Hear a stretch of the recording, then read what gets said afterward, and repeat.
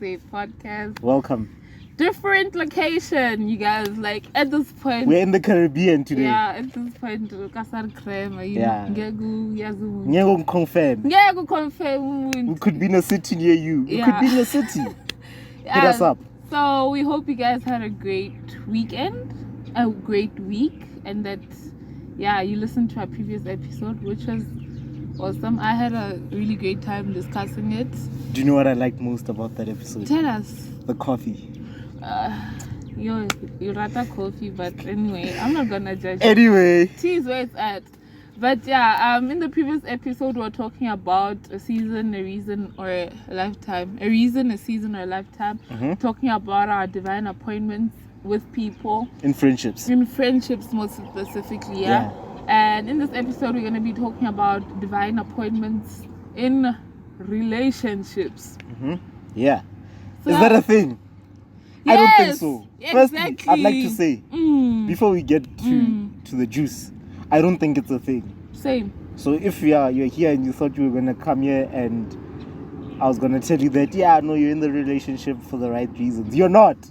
Probably not. So divine appointments and relationships. There are a lot of people who think or believe that they've been put in the relationships they're in, the boyfriends and girlfriends that they have are there for a reason, because God wants you to change someone. God wants you to be there for someone, as much as, we talked about it being there in friendships, where you have friends who are in your life because God has put them there for a specific reason and purpose. People think that it's the same with relationships, that, I'm with this girl or I'm with this guy because, they have things that they need to fix. And God has put me in their life to fix them. Bob the Builder. Exactly. And I really don't agree with it. Yeah, I also don't agree with it, because why would God want to put us in a space or situation where he knows, more specifically when it comes to stuff like relationships or marriage, where he knows that there will be hurt in the end? You know? Do you get what I mean? Like, if I'm here thinking, I have to come into a relationship to save you, especially if I'm a Christian and maybe you're not, and there's some people who that is their capacity. I think there's some people who do what is called missionary dating. Exactly. Where they become missionaries in relationships, and then they bring people to Jesus. They bring people to Jesus via a relationship. I know a pastor who actually became saved because of that. So he says that he liked this girl and he liked her a lot. And her dad told him that you can only get into a relationship with my daughter if you start coming to church. And he went and he started going to church, and then he got saved. Now he's a pastor. Look at God. Wow. Won't he do it? Hence I say that for some people that is their capacity. I guess that there are some people that you'll meet and be like, I really want to be this person, and not knowing that actually this is your gateway to being saved and having a relationship with God. But how do you know maybe that is in your capacity? I don't think. You know what I think, ne? Wait, I just remembered something, but yes. Yes. No, I wanted to say it's not our job though to fix people. Yeah, Please, I think. Like I learned that you don't go into a relationship expecting to be the person who saves the person. That it's not my job to be like, yo, bruh, I'm Christian, I'm saved. I expect this. Like, if a person's heart is not there, all you're gonna be doing is, and I realized for what had happened with me previously, is that all it actually even drew me further from God, because I spent my time trying to convince a person about God, instead of like me just spending time with God, and because of also the influence that they had on me was just like watering down what I know. This is that influence I was talking about. Yeah, the influence you mentioned in the previous episode. Go check it out. That there's an influence that the people have on you too. And I don't know if I'm reaching, but it's different in relationships than it is with friendships. Yeah, because I know me, I have unsaved friends, and there's like, the influence is not as greatly as it had been when I was in a relationship. It wasn't like a relationship that I'm like, and I think maybe because like being in love makes you dizzy or something, so you think I can go there and we'll be saved and we'll be a Jesus people, it's not how it works. Do you know what I think? I think it's possible to save someone in a relationship. I just want to say that I think it's possible to be saved, get into a relationship with someone who's not saved, and have them eventually get saved. You know, I think it's possible. Am I condoning it? No, because I think that. By the way, I really hate talking about relationships. I hate relationships, so this is just becoming a drag. But I think that in being in a relationship, you guys are working towards something. You guys are both pulling in the same direction, whatever direction it is, you know. If you guys are pulling towards love, that's where you guys are going. If you guys are pulling towards marriage, that's where you guys are going. But you guys are going somewhere. And your values determine a lot of the things, you know. They determine where you're going. And, you know, your relationship with God is a big factor in that. And so having someone who is not necessarily saved, it then, you know, throws a span in the works in terms of the dynamics of your relationship. Yes. You know? And sorry to interrupt you, just reminded me of when, you know, people can talk about like, but love is love, and you know, what's wrong with marrying somebody of a different religion or a different whatever, different beliefs and stuff.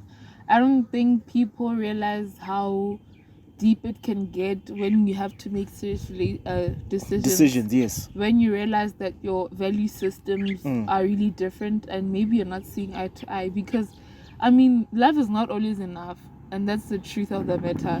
Like, there has to be logic, there has to be like the value systems, or maybe it's something serious and you have kids, and now what values are you gonna teach them? And I don't even think it's about kids. I don't even think it's about marriage. If I think it gets that far. But I think also it just being in the relationship. I think, you know, being a Christian, being saved, having a relationship with God, getting into a relationship with someone who is not necessarily saved. Firstly, that's a compromise. That's a compromise you're making. If I'm being honest, straightforward. I'm going to be brutally honest. That is a compromise you're making because you're with someone who... I nearly said something very controversial, but you're with someone who isn't necessarily on the same wavelength with you, you know? And honestly, even if we try to look at it from on their side too, they're basically, I don't want to use the term compromising, but they're also doing what's out of what they know. Do you get what I'm trying to say? Sure. Yeah, sure. that you are now both people coming into this, and your expectations may not end up being the same, and you're not gonna be met. And somebody has to drop their standards, you know. Yeah. And who wants to do that? Exactly. Not that easy. If the person you're with, you know, and they're not saved, is used to having sex in a relationship, and you come and you say, yeah, no, I'm not gonna do that in a relationship. Somebody has to drop their standards, you know. Somebody has to compromise. And I'm saying these are compromises that you shouldn't be willing to make. You know, you shouldn't be willing to have to think, yeah, should I go to church on Sunday? You know, should I be going to this connect group, or should I be going on a date? Should I be having devotions, or should I be talking to this person over the phone? You know, these are compromises you're going to have to make because this person does not understand what it actually feels like to have a relationship with God, what it feels like to put God first, you know. And that's the thing with, you know, being saved, is that you know that God comes first in everything. You know, I know that God comes before my parents. That will never change. If God tells me to go move to the United States of America, and my mom tells me to go move to Australia, you know, respectfully, I'd cancel my mom, you know. Oh, hectic. But I'm just saying that I know that God comes first. And I'm saying, are you sure that the person that you're with, even though you're trying to save them, are you sure that, you know, they are going to be on that wavelength? Are they going to be understanding of your relationship with God? Oh yeah, actually, now let's talk about that. I don't want to get too deep into it because I've never been married. Why not? Why don't we just get into it? And I'm gonna go into it, and I want us to look at that perspective. I know couples, right? Old people who, I know a person who married a person who's unsaved, and I know a person who married a person who's saved. Then sometimes you look at those relationships, you look at the family dynamics, you look at the kids, how they turned out, and you realize the one who married the person who's not saved has all saved children. They're really supportive of, you know, their family and their values as like people who walk in Christ. And then now you also get the option of a person who, not the option, a situation. I'm thinking of two families I know actually, that this person married a saved person, right? But then the person is just a mess. Do you get what I mean? Hence, I asked the question, how do you know if it's your capacity, if I can put it in that manner? Like, in situations like this, what is it that maybe we can take from that? Like, yeah, basically, how do you know that maybe this is something that is your capacity? I think with relationships, this is the one thing I always say: never compromise, never ever compromise. That is the one place in your life where you should never compromise. You know, I'm reading a book about being in the workplace. Intelligence isn't enough. And she talks about, by Carice Anderson, if you want to go check it out. She talks about how, you know, we get into the workplace and we have all these standards because we think that automatically having a degree, you know, gets you into places, you know. And she was saying that, yeah, be willing to compromise, be willing to put the work in. But I'm saying that in relationships, that is the one place where you should never compromise your standards. I see people who got married, and, you know, I hear stories about how, you know, before they got married, they made compromises in certain areas. And I'm like, oh yeah, no, this makes sense. This makes sense why you're struggling. And I'm not saying that, you know, being married to someone who you didn't compromise with will automatically mean that your marriage will be perfect. I'm just saying that your relationship is the one place you shouldn't be willing to compromise. The same as you're not willing to compromise with your relationship with God, is the same way you shouldn't be willing to compromise your relationship with another human being, someone you would potentially spend the rest of your life with. And I think that then, in saying that, you know, it's then easy to then basically filter out all the BS in terms of potential suitors in your relationship. Because then once you're not willing to compromise, then, you know, being in a relationship with someone who's potentially saved but is not but is struggling, you know, with maybe sin or, you know, whatever it is, you know, you don't make that compromise. It's not your place to make that compromise, you know. I don't think God will ever force someone to make such a compromise about relationships. I think with friendships it's possible to make compromises, you know. It's because we're not perfect. But I'm saying that in relationships, if you're saved and, you know, you're all there for God, and you get into a relationship with someone, or you meet someone in the church, maybe someone who's consistent in church, but you know that maybe they're not consistent in their actual relationship with God. The heart. Exactly, the heart, you know. It's easy to be then like, yeah, no, this person will actually get better. You know, this person, God will work on them. Falling in love with potential. Exactly. Dangerous. That is what a lot of people do. You know, you fall in love with the potential that someone has. I'm a football fan, and like in football, when clubs sign young players, they talk about potential, all this raw talent that a player has. But the thing with that talent is that you're never really sure if will play exactly as you're expecting. There are very few players who actually become world stars after being compared to Messi and Ronaldo if you watch football, you know. Confused. Yeah, but I'm just saying that, you know, potential isn't everything. Everyone has potential. I have potential of becoming a billionaire. That's true, actually. And I think, yeah, you answered my question somewhat.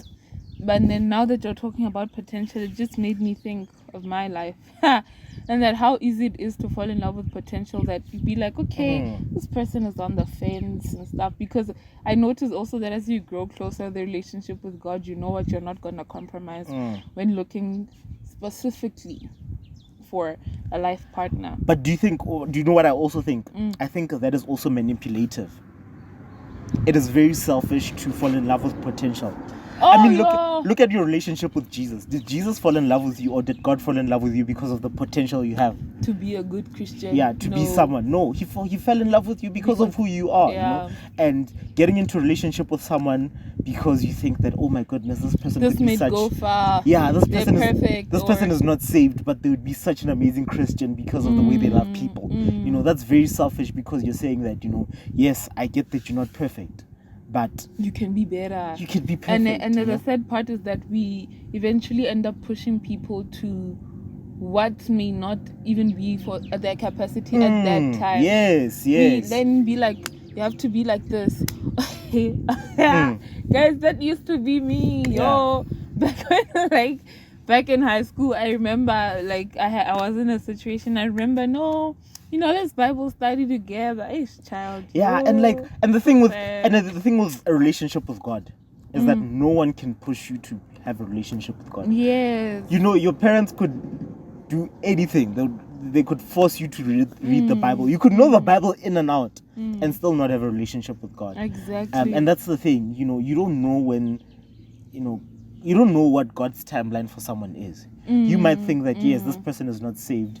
And you are playing God now. Exactly, because you're saying, I'm giving this person 2 years and they're gonna be like this. Now you're planning a life and you're putting expectations on them that even in their head they're somewhat not even close to what you're thinking. And God might be trying to save them in 30 years. So we're out here trying to do the work when, guys, we're not the workers here. Yeah, no, guys, please stop that thing. I had to learn that. I had to learn that in my life. Yeah. No. I think I think we've talked about it enough. I would have loved us to go into like marriage, but I don't think that we're not married. We don't have the capacity to do that. I've never even been in a serious relationship. Give me 20 years, I'll come tell you guys. 20 years. Thanks for tuning in.